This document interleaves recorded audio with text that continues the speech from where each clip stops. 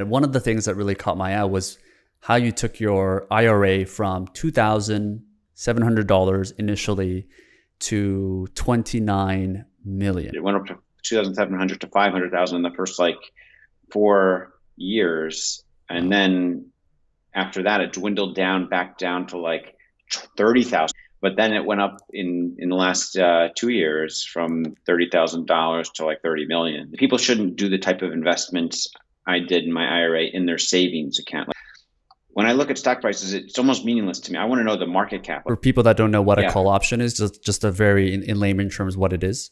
And basically what it is the right, but not the obligation to buy the stock at a certain price by a certain time. Just as an example, Tesla was trading around $25 and I was buying call options to buy the stock at $40. And so I'm buying for $1 was the cost of the call option, let's say, to buy one share of Tesla at $40 within a year. So when Tesla goes to $100, for example, I could buy a share for $40 and immediately turn around and sell it for $100 for $60. Yeah. So you can use these options for extreme price movements to make enormous sums of money if you can spot them. Like, what was it that you have used for Tesla that perhaps other people can transfer over to other investments? If you research a company or a product, you want to know about the founder, like no matter how smart these people are, and no matter how brilliant it sounds, their investment plan, over the long run, they almost all do not outperform the market, the S&P 500. But then I did find some outliers. I found the things in common I was able to kind of blend together a little bit and just learn lessons from without my own losses. One thing was like some of the most successful investors are the buy and hold guys. And another thing I saw was I remember seeing a hedge fund client of mine start with like, $2 million, $3 million, and he grew to like 10 or $20 million in like a few months. And it turns out he was buying a ton of these like call options on suppliers of Apple and Apple stock options. You could really get an exponential return in certain cases. It's very risky.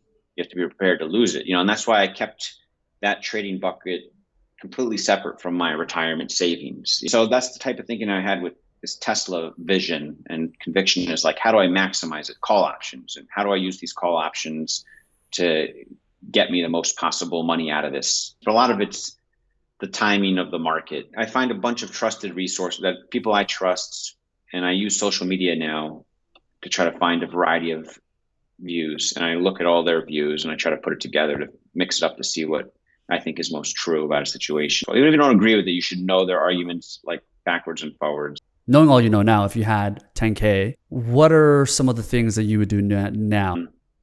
I think I'd probably try to keep like half of it in cash. If the NASDAQ goes down 20%, I'd start deploying that other cash in a combination of some stock and maybe a couple of call options on some opportunistic things.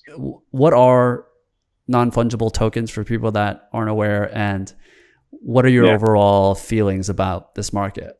It's like a unique digital signature. I think the vast majority of this stuff is going to become worthless. Like what's one piece of advice looking back that you would give yourself? I think 25 is kind of like our target demographic age. So if I'm 25, I'd want to have some kind of like 5-year plan for myself. They should have their own savings plan, but then they separate a separate bucket of money themselves that they can experiment. If you just listen to me and you talking, that's helpful, but you're not going to learn it. You're not going to learn anything until you actually do it and experience it.